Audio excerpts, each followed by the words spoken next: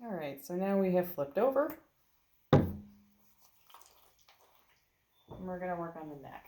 So one of the key points to working on the neck is to be in line with their spine, with your spine, so that you're always pulling them longer and straighter. Because most of the neck work is pulling. So you just reach your arms or your hands under. You kind of do like a curve to go underneath the scapula and go like this. Right along that spine.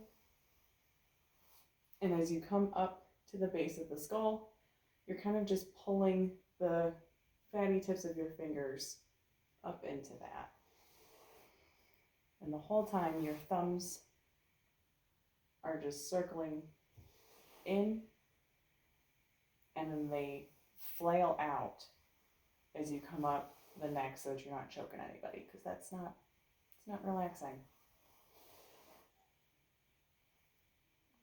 And so as you work these upper traps and like the sternocleidomastoid, you're kind of just making small circles with your thumbs to warm that muscle up.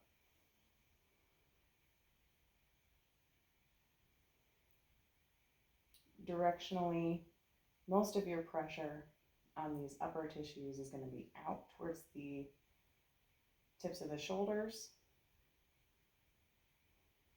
So you're kind of lighter on the in-stroke, a little bit deeper on the outstroke as you go. And remember that all of these pieces of these muscles kind of fan out. They all insert and originate in different areas. So you have to remember to follow the flow of each muscle that you come across. Because you can't change the anatomy, so you gotta roll with it. And I always reach way down underneath to get the whole upper section of those traps involved. And I'll turn my hands like this. I'm underneath and I'm pulling, and then I turn my hands like this as I come out to let their body weight do the work.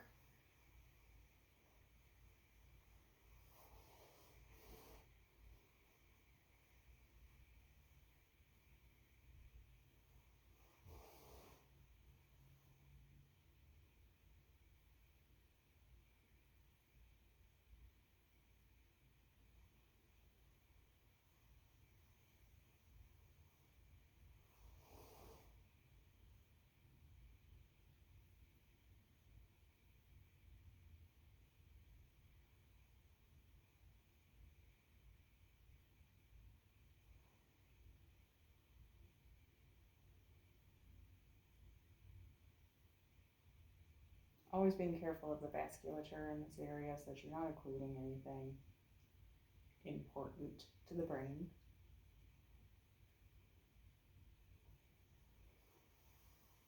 And all I'm doing right now is making sure these muscles are warm so that I can work on them deeper. And you want to let them just kind of move their head as you move it. If they start to fight you, you gotta remember to take a deep breath and let them just sink into that table.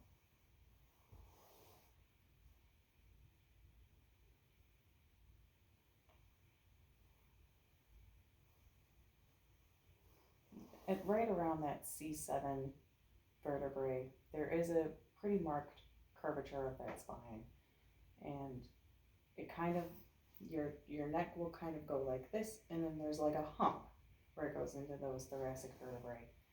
And that's supposed to be there, but a lot of people carry tension in that area because a lot of it acts like a fulcrum for, our big blocky heads,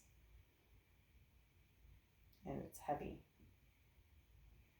And so that area especially should be paid attention to.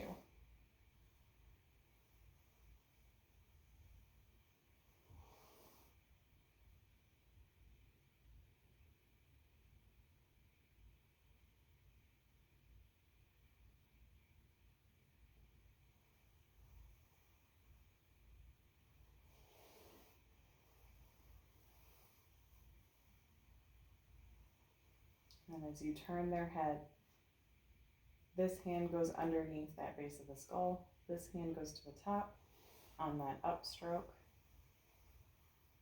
And you just gently turn to one side. You're not forcing it. You're just going as far as they flop, basically. And then that's when you can get deeper into those trap muscles.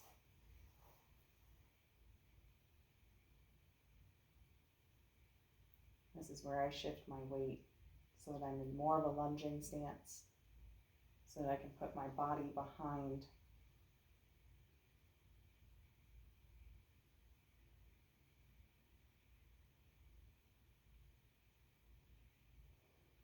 and that deeper pressure is only used on the top of that shoulder. And again, that deep pressure is on the outstroke towards the acromion. Lighter on the instroke. And that has less to do with lymphatic flow and more to do with anatomical markings.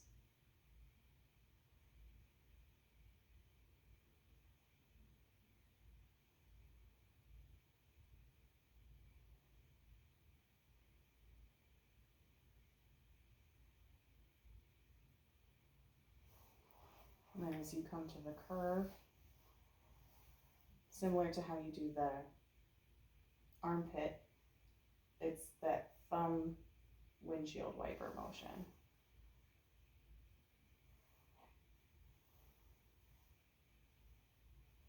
And you're just following the curve of their neck up to the base of their skull, lightening as you go. So deep pressure on the bottom and then lighter as you go up. What you're more encouraging is a natural stretch and a little bit of range of motion there.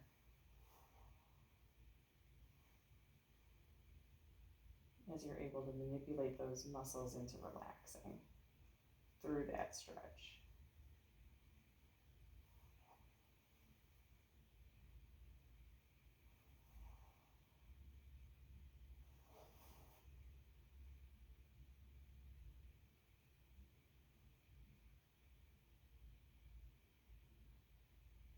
And there are differing opinions on whether you alternate between one side and the other. I'm of the alternation theory. So what you do to one side, you do to the other, but I usually double back. And I do each side more than once. Because I find as the entire muscle system starts to relax, you can get more and more done.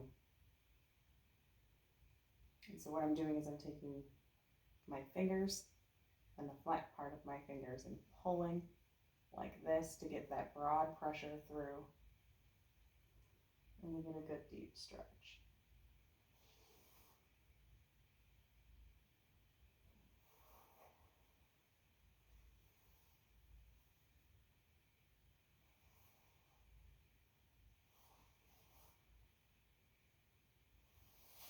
And that's the basics.